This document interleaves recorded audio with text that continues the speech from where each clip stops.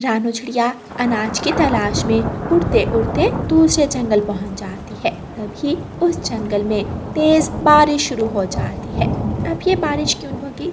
एक तो मुझे पहले ही अनाज नहीं मिल रहा और पता नहीं इस जंगल में मुझे अनाज कहाँ से मिलेगा। मेरे बच्चे घर में भूखे होंगे। उसी जंगल में एक गौरी कवि और चील रहती थी। नहीं नहीं गौरी, मैं अब और कोई बहाना नहीं सुन। पूरे 2 दिन हो गए मुझे कुछ खाए बिना। मुझे तो अब चक्कर आ रहे हैं। मुझे पता है चील चाची, लेकिन बारिश के कारण एक भी शिकार नहीं मिल रहा। अगर बारिश ना होती तो मैं आपके लिए शिकार की लाइनें लगा देती। मैं कुछ नहीं सुनूंगी। अगर आज तुम शिकार ना लाई तो मैं तुझे ही खा जाऊंगी। नाना चील चाची, ऐसा मत करना। मैं अभी जाती हूँ और शिकार ढूंढ कर लाती हूँ। हाँ, और अगर खाली पंख वापिस आई तो तेरी खैर नहीं। गौरी कवि वहाँ से जाती है और शिकार ढूंढने लगती है। अब कहाँ से ला कर दूँ मैं उस चील को शिकार? कुछ बहाना बनाऊं तो मुझे खा जाने की धमकी देने लग जाती है। गौरी ऐसे सोच ही रही थी कि उसे वहाँ रानू चिड़िया दिखाई देती है। ये कौन है? ये तो इस जंगल की नहीं लग रही। इसी को फंसाकर चील चाची के पास ले जाती हूँ, फिर तो वो इसका काम तमाम कर देगी। ऐसा सोचकर गौरी कवि उड़ती है और रानू चिड़िया के पास चली जाती है। अरे चिड़िया बहन, तुम कौन हो? मैंने पहले तो तुम्हें कभी इस जंगल में नहीं देखा। हाँ कवि बहन, मैं दूसरे जंगल में रहती हूँ। मैं तो भोजन की तलाश में यहाँ आई हूँ। अच्छा, तुम भोजन की खोज में आई हो? फिर तो तुम्हें चिंता करने की कोई ज़रूरत नहीं है। मेरा नाम गौरी कवि है। मैं तुझे एक ऐसा खेत दिखाऊंगी जहाँ मकई, चावल और गेहूं के दाने भी हैं। तुम चलो मेरे साथ, वो खेत यहीं पास में ही है। क्या आप सच कह रही हो? फिर तो आपका बहुत शुक्रिया। आप मुझे उस खेत में ले जाएं। रानू चिड़िया गौरी की बातों में आ जाती है और उसके साथ चल देती है। उड़ते उड़ते वो दोनों थोड़ी दूर चली जाती है। गौरी बहन, हम तो बहुत दूर आ गई हैं। कहाँ है वो खेत? बस यही पास ही है। तुम चिंता मत करो, तुम बस मेरे पीछे पीछे आती रहो। वो दोनों थोड़ा और आगे चली जाती है। उड़ते उड़ते रानू चिड़िया को एक जगह कुछ चावल के पौधे दिखाई देते हैं। गौरी, गौरी बहन रुके, ये देखें, यहाँ पर अनाज है। मैं यही अनाज ले लेती हूँ। ना रानू चिड़िया, तुम यहाँ से अनाज मत लो। लेकिन क्यों? मुझे तो सिर्फ अनाज से मतलब है। मैं यहीं से अनाज ले लेती हूँ और मैं थक भी गई हूँ। अब ज़्यादा उड़ भी नहीं सकती। मैं कह रही हूँ मैं तुम्हें खेत में लेकर जाती हूँ। लेकिन क्यों? ये भी तो अनाज ही है। मैं तो तुम्हारे फायदे की बात कर रही हूँ। ये भोजन तो एक दिन भी नहीं चलेगा। बाद में भोजन ढूंढने तुम्हें फिर से आना पड़ेगा। इसलिए कह रही हूँ, वहाँ चलो। वहाँ खेत में अलग अलग किस्म के दाने इकट्ठे कर लेना। फिर तो तुम्हें 2 महीनों तक घर से भोजन लेने के लिए निकलने की भी ज़रूरत नहीं पड़ेगी। अच्छा ठीक है, मैं तुम्हारे साथ चली जाती हूँ। गौरी कवि रानू चिड़िया को फिर से अपनी बातों में फंसा लेती है और अपने साथ लेकर उड़ जाती है। उधर चील का तो बुरा हाल था। अरे ये काली कलोटी कवि पता नहीं कहाँ रह गई। शायद किसी पेड़ पर खराटे मार रही होगी। उसके भरोसे रही तो भूखी मर जाऊंगी। मुझे खुद ही अपनी भूख का बंदोबस्त करना होगा। चील अपना शिकार ढूंढने वहाँ से उड़ती है। पता नहीं क्यों मुझे तो इस कवि पर शक हो रहा है कि मुझे कहाँ लेकर जा रही है। यहाँ पर तो दूर दूर तक कोई खेत ही नहीं है। गौरी कवि रानू चिड़िया को लेकर चील के इलाके के पास आ जाती है। ये चील चाची अब कहाँ चली गई? इस चिड़िया को तो मुझ पर शक हो जाएगा। गौरी बहन, ये आप मुझे कहाँ ले आई हो? ये कौन सी जगह है?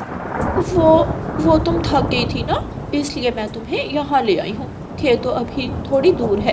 तुम इस गुफा में थोड़ी देर आराम कर लो। वहाँ पर पानी भी है, तुम पानी भी पी लेना। गौरी कवि रानू चिड़िया को लेकर गुफा के अंदर चली जाती है। रानू चिड़िया देखती है कि गुफा के अंदर पक्षियों की हड्डियाँ और अंडों के छिलके पड़े हैं। ये देखकर रानू चिड़िया समझ जाती है कि ये गुफा किसी शिकारी की है। ये काली कलोटी कवि तो मुझे किसी का शिकार बनाने मुझे यहाँ लाई है। मुझे इस पर भरोसा नहीं करना चाहिए था। अब मुझे किसी भी तरह यहाँ से भागना होगा। गौरी बहन, अब बहुत देर हो गई है, मैं अब जा रही हूँ। ये चील चाची कहाँ मर गई? अब मैं इस चिड़िया की बच्ची को और रोक कर भी नहीं रख सकती। रानू चिड़िया उस गुफा से निकलने ही वाली थी कि तभी चील वहाँ आ जाती है।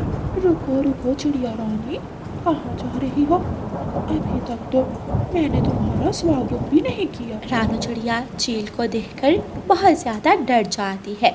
जो एक बार मेरी गुफा में आता है वो फिर वापस नहीं जा पाता। आज तो तेरा नरमो मलाई मांस खाकर मैं अपनी भूख मिटाऊंगी। चील बहन, मेरे छोटे छोटे बच्चे हैं, उनका मेरे सिवा कोई नहीं है।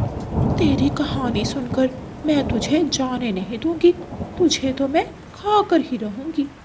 नहीं चील बहन, अगर आपने मुझे खा लिया तो मेरे बच्चे अकेले रह जाएंगे, इसलिए आप उनको भी मेरे साथ ही खा लें।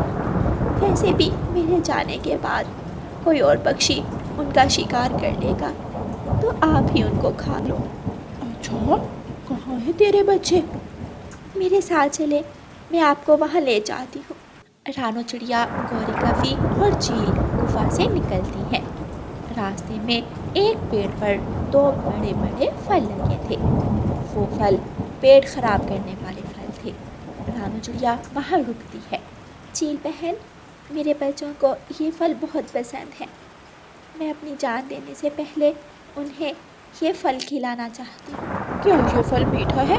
हाँ, शहद से भी ज़्यादा मीठा। फिर तो मैं भी खाऊंगी। मैं भी जरा चखूं, कैसा स्वाद है इसका। चील और गौरी कवि एक फल तोड़कर थोड़ा सा खाती है तो उनके पेट में दर्द शुरू हो जाता है। हाय हाय मेरा पेट। क्या खिला दिया चिड़िया तुमने हमें, मैं छोड़ूंगी नहीं तुझे। चील रानू चिड़िया को पकड़ने ही वाली थी कि उसके पेट में बहुत ज़ोरों से दर्द शुरू हो जाता है और वो शौचालय की तरफ भागती है। गौरी कवि भी चील के पीछे पीछे शौचालय की तरफ भागती है और रानू चिड़िया आराम से भोजन लेकर अपने बच्चों के पास चली जाती है। प्यारे दोस्तों, इस कहानी को लाइक, अपने दोस्तों के साथ शेयर और चैनल को सब्सक्राइब करना बिल्कुल मत भूलना।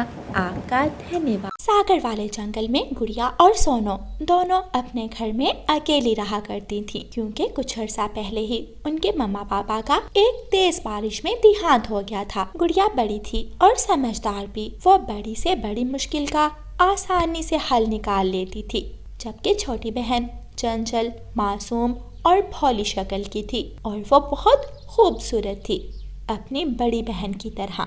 सोनो अपने घर के बाहर बैठी हुई अपनी बहन का इंतजार कर रही थी। गुड़िया भी कुछ देर में कुछ फल और सूखा दाना लेकर घर वापस लौट आई थी। आ गई आप दीदी, आज इतनी देर लगा दी आपने आने में। सोनो, आज भोजन कहीं से भी नहीं मिल रहा था, मुझे दूसरे जंगल जाकर आज भोजन लाना पड़ा। फिर तो आप बहुत थक गई होंगी, चले अंदर चलें, मैं आपको पानी पिलाती हूँ। गुड़िया और सोनो दोनों घर के अंदर चली जाती हैं। दीदी, आप घोंसले में लेटकर थोड़ा आराम कर लें, मैं रसोई से पानी लाती। सोनो रसोई में जाती है और मटके से पानी डालने लगती है, लेकिन मटके में पानी नहीं था। ओहो, पानी तो है ही नहीं, अब दीदी को जाकर पानी पिलाना पड़ेगा। क्यों ना आज मैं जाकर पानी ले आऊं, मैं दीदी को बताऊंगी तो वो मुझे जाने नहीं देंगी, मैं ऐसे ही चली जाती हूँ। नहीं, दीदी परेशान हो जाएंगी, मैं बता देती हूँ। सोनो अपनी बड़ी बहन गुड़िया के पास जाती है। दीदी, मटके में पानी खत्म हो गया है, आज मैं जाकर नदी से पानी लाती हूँ। नहीं, तुम रहने दो, मैं जाती हूँ। दीदी, ये क्या बात हुई, आप मुझे कोई काम करने ही नहीं देती, मैं बाहर नहीं जाऊंगी तो मैं काम करना कैसे सीखूंगी। गुड़िया कुछ देर सोचती है और फिर बोलती है, ठीक है चली जाओ, लेकिन ध्यान से जाना। सोनो खुश हो जाती है और मटका उठाकर नदी की तरफ चली जाती है।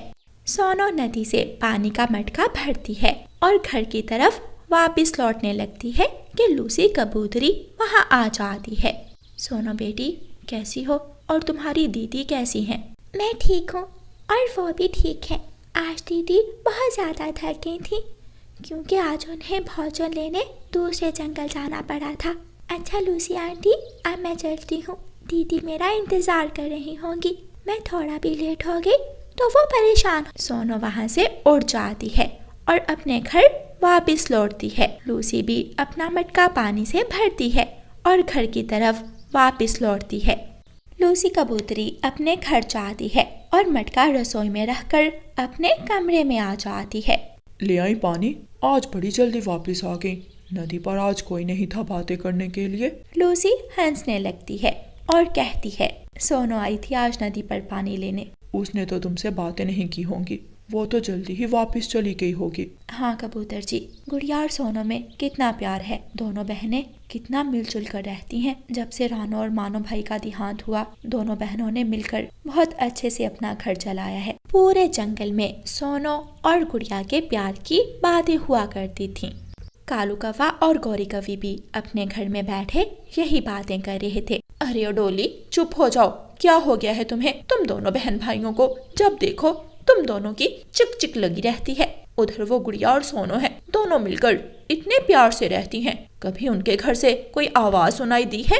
मम्मा, मुझे जग्गू भाई ने मारा, मेरे जोर से थप्पड़ मारा। गौरी दोनों के पास जाती है और दोनों के एक एक थप्पड़ लगाती है। दोनों बच्चे डर जाते हैं और सो जाते हैं। रात गहरी हो जाती है, जंगल में सन्नाटा छा जाता है और सब पक्षी अपने अपने घरों में सोए हुए थे। अगले दिन गुड़िया सोनो से कहती है, सोनो चलो आज दोनों मिलकर भोजन लेने जाते हैं, ऐसे आपको भी भोजन ढूंढना आ जाएगा। गुड़िया की बात सुनकर सोनो खुश हो जाती है और दोनों बहनें मिलकर भोजन लेने चली जाती हैं। वो दोनों जब मैदान में पहुंचती हैं तो वो देखती हैं कि एक चिड़ा तेजी से उड़ता हुआ उनकी तरफ आता है। मेरी मदद करे, मेरा भाई वहाँ मुश्किल में है। मैं इस जंगल के सब पक्षियों से मदद मांगने गया, लेकिन किसी ने भी मेरी मदद नहीं की। कृपया करें, मेरी मदद करें। कहाँ है आपका भाई? चले, आप मेरे साथ चले।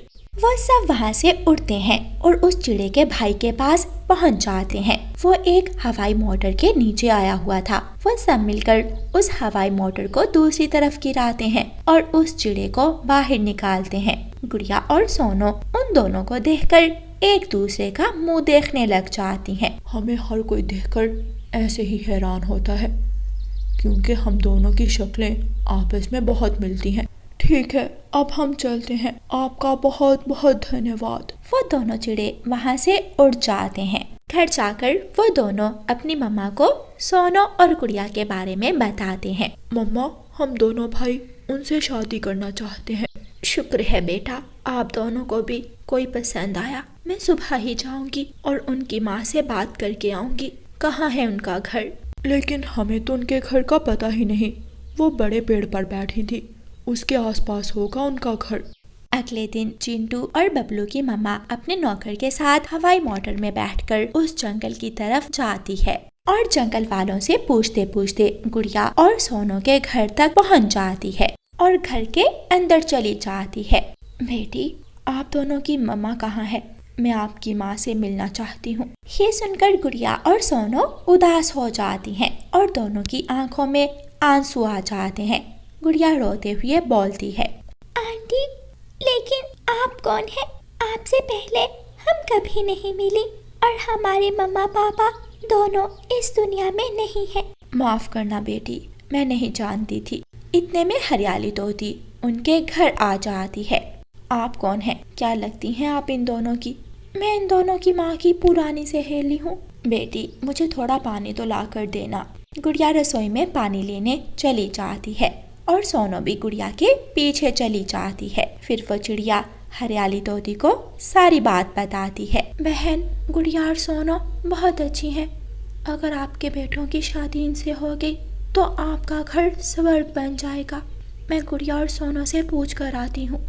हरियाली तोती रसोई में जाती है और गुड़िया और सोनो से पूछती है। दोनों बहनें मान जाती हैं। ऐसे अगले दिन गुड़िया और सोनो की उन दोनों जुड़वा भाइयों से शादी हो जाती है और दोनों बहनें मिलकर उस घर में रहती हैं और अपना